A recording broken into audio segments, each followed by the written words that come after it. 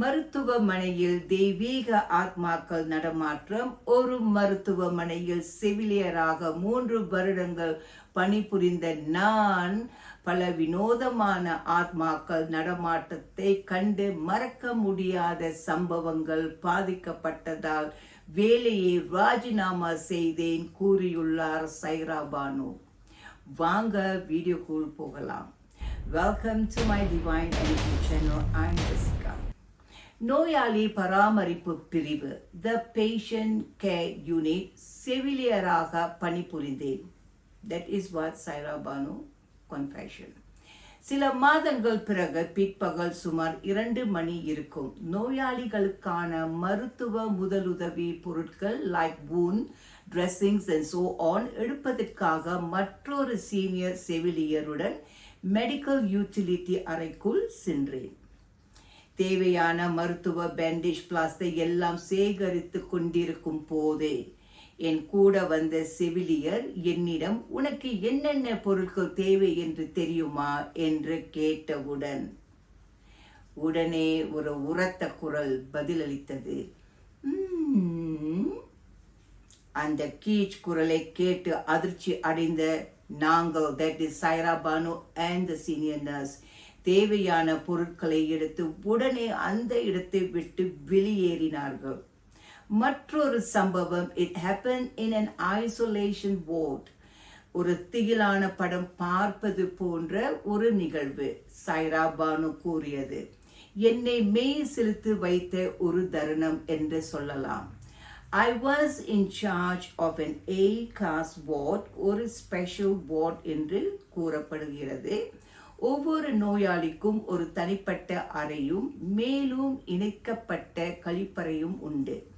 She was in second shift, மதியம் வேலை, ஏறக்குறைய இரவு 9 மணி வீட்டுக்கு செல்லும் நேரம் ஆகியதால் Banu did her final rounds of the ward.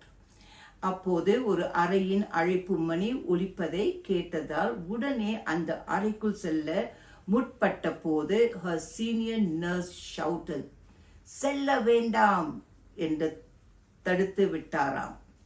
ஒரு நோயாளியின் ஆன்மா அந்த அறைக்குள் இருப்பதாகவும் மற்றும் குறிப்பிட்ட நேரத்தில் அழைப்பு மணி ஒலிப்பதாகவும் பல மாதங்களாக நடந்து வருகிறது என்று சொல்லப்பட்டது. இன்று வரை அந்த அறை எப்பொழுதும் பூட்டிதான் இருக்குமாம். மற்றொரு திகிலான சம்பவம், லெட்ஸ் see, மர்மமான குழாய், the mysterious step. அன்று நோயாளிகள் சிகிச்சை அறையில் Banu and the senior nurse ஒரு நோயாளியின் காயங்களுக்கு சிகிச்சை அளித்து கொண்டிருக்கும் போதே திடீரென்று குழாய் திறக்கப்பட்டு தண்ணீர் ஓடிக்கொண்டிருந்தது. அதே அறையில் her senior nurse, ஏன் குழாய் திறந்தாய் என்று கேட்டாராம். குழாய் என் கைக்கு எட்டாததால் அது சாத்தியமற்றது என்று கூறியது சைரா பானு.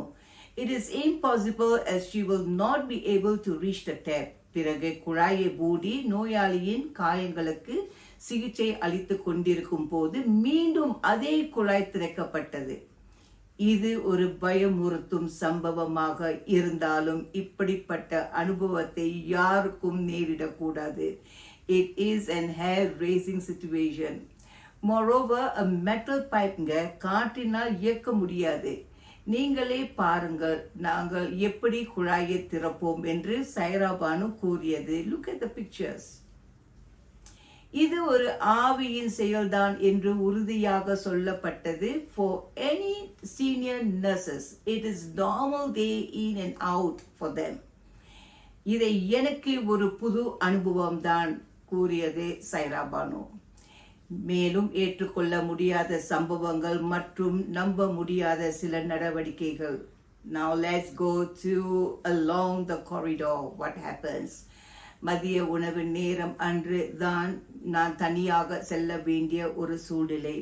கேன்டீனுக்கு விரைவாக சென்றடைய உடல்கள் பிணவு வரைக்கு, that is mortuary, அனுப்பப்படும் லிஃப்ட் ஏற முடிவு செய்தேன். What she meant was boarding the lift that leads to the mortuary. அது மட்டுமல்ல, the canteen and the mortuary are very close by.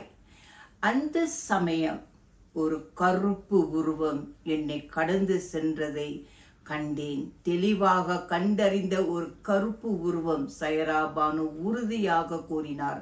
கென்டின் செல்லும் பாதை நீண்ட தூரம். It was a long passage. நீண்ட தூரம் உள்ளதால் யாராவது அந்த வழியால் செல்ல வாய்ப்பு உண்டு என்று நினைத்து சுற்றிப்புறம் அலசி பார்த்தவுடன் அப்படி யாரும் தென்படவில்லை. மேலும் தெரிந்து கொள்வோம். The last resort. What is the last resort means? நாங்கள் பயன்படுத்தும், that is the nurses, அவங்க பயன்படுத்தும் இந்த வார்த்தை the last resort. ஒருவர் இறந்த பிறகு மோச்சரிக்கு அனுப்பும் முன் அந்த உடலை குளிப்பாட்டி புதிய ஆடைகளை அணிய வேண்டும். அதற்கு பிறகுதான் அந்த உடலை they will send it to the mortuary. அதற்கு முன்னால் அந்த உடலை குளிப்பாட்டும் போது அதனுடன் பேசிக்கொண்டே குளிப்பாட்ட வேண்டும். தாளாட்டி சீராட்டி அந்த மாதிரி we have to respect the body. இல்லாவிட்டால் உடலை நகர்த்த கனமாகவும் கடினமாகவும் இருக்குமாம். இறந்தவர்கள் நாங்கள் மரியாதையுடன் நடத்தினால் அவர்களும் அதே மரியாதையை எங்களுக்கு கொடுப்பார்கள் என்று நம்பப்படுகிறது. ஆத்மாவுக்கு உணர்வுகள் உண்டு.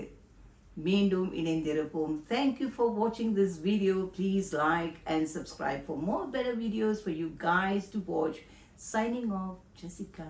Bye.